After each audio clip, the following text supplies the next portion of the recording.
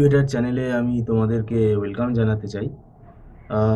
আমি তোমাদেরকে আজকে যে বিষয়টা নিয়ে আলোচনা করব সেটা হচ্ছে যে যারা ম্যাকআউট ইউনিভার্সিটি থেকে তোমরা বিটেক পড়ছো এবং এবার আমাদের ইভেন্ট সেমেস্টারের পরীক্ষাটা তো সামনেই হবে, মে মাসের লাস্টের দিক থেকে সেটা তোমাদের নোটিশ পাবে। কিন্তু দেখবে যে এই ইভেন্ট সেমেস্টারের পরীক্ষাটা শেষ হতে হতে আমাদের যতটা মনে হচ্ছে মিড অফ জুন হয়ে যাবে।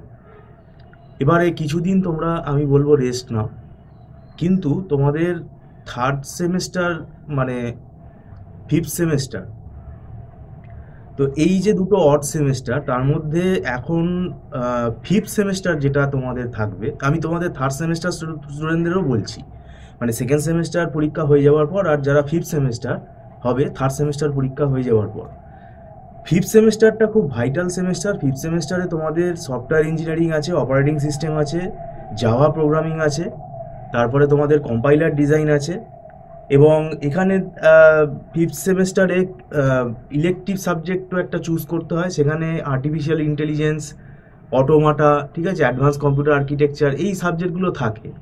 কম্পালসারি পেপারের মধ্যে আমাদের সফটওয়্যার ইঞ্জিনিয়ারিং আছে, জাভা আছে, আর অপারেটিং সিস্টেম আছে। তো এই তিনটে সাবজেক্টের পড়া আমি বলবো তোমরা শুরু করে দিও, খুব বেশি লেট করো না।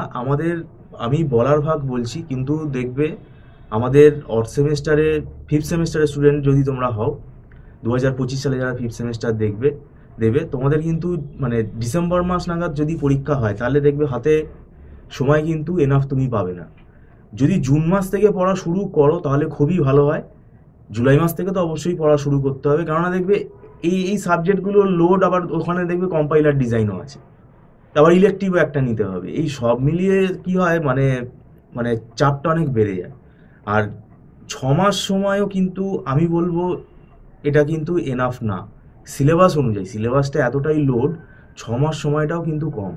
তো যদি তোমরা পড়া শুরু করে দাও তাহলে দেখবে সিলেবাসটা ভালোভাবে এগোবে।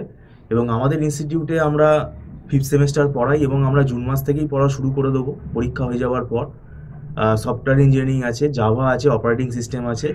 এই সফটওয়্যার ইঞ্জিনিয়ারিং সাবজেক্টটা কিন্তু পুরোপুরি কেস স্টাডিজ বেসড। এখানেও অনেক মানে ম্যাথামেটিক্যাল প্রবলেম আসে, অঙ্ক আসে, প্রোগ্রামও আছে এখানে। যেমন এখানে টেস্টিং স্ট্র্যাটেজি আছে, কস্ট এস্টিমেশন আছে, ঠিক আছে, ডিজাইন টেকনিক আছে, এগুলো সবই, প্রচুর ড্রয়িং আছে।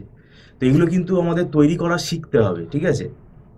ইউএমএল মডেলিং একটা পার্ট আছে, অবজেক্ট ওরিয়েন্টেড ডিজাইন। তো এগুলো কিন্তু আন্দাজে কেউ বানাতে পারবে না। আর অপারেটিং সিস্টেম সাবজেক্টটার মধ্যে পুরোটাই অ্যালগরিদম, ঠিক আছে। আর জাভা প্রোগ্রামিংটা এখানে কিন্তু আমাদের কোর জাভাটা খুব ভালোভাবে শিখতে হবে, কারণ কোর জাভার সিলেবাসটা এখানে অনেক বড়। বিশেষ করে এখানে এডাব্লিউটি প্রোগ্রামিং আছে এবং সুইং প্রোগ্রামিং আছে। তো সেগুলো কিন্তু সিলেবাস অনুযায়ী যদি আমরা বলি, যদি পুরোপুরি কমপ্লিট করতে চাও তাহলে কিন্তু জুন মাস থেকেই পড়া শুরু করে দেওয়া উচিত বলে আমি মনে করি। আর আমাদের এখানে মান্থলি ফিস সিস্টেমে ক্লাস হয়, তোমরা যদি জয়েন করতে চাও তাহলে তোমরা জয়েন করতে পারো। এটা অ্যাডভান্স পেমেন্ট করে এখানে প্রত্যেক মাসে স্টুডেন্টরা ক্লাস করতে পারে এবং সেটা নট রিফান্ডেবল। আর এখানে ছোট ছোট ব্যাচে ক্লাস হয় এবং আমরা আমাদের নিজেদের সাবজেক্ট, আমাদের নিজেদের স্টুডেন্টদের আমরা কিন্তু নোটস প্রোভাইড করি। আমাদের হাতে লেখা সব নোটস আছে, সেগুলো পড়তে সুবিধা হবে, পরীক্ষার আগে খুব সুবিধা হবে। পরীক্ষার আগে মানে অ্যাকচুয়ালি বইয়ের যে টপিক সেগুলো পড়তে বুঝতে একটু স্টুডেন্টদের অসুবিধা হতেই পারে। তো আমাদের নোটসগুলো কিন্তু আমরা প্রোভাইড করি যাতে স্টুডেন্টদের বুঝতে সুবিধা হয়। এছাড়া ক্লাস বেসিসে আমাদের তো একটা নোটস স্টুডেন্টরা লাইভ, মানে আমাদের তো স্ক্রিন পুরো দেখতেই পায় এবং আমরা যা যা লিখি সেগুলো নোট ডাউন করেই।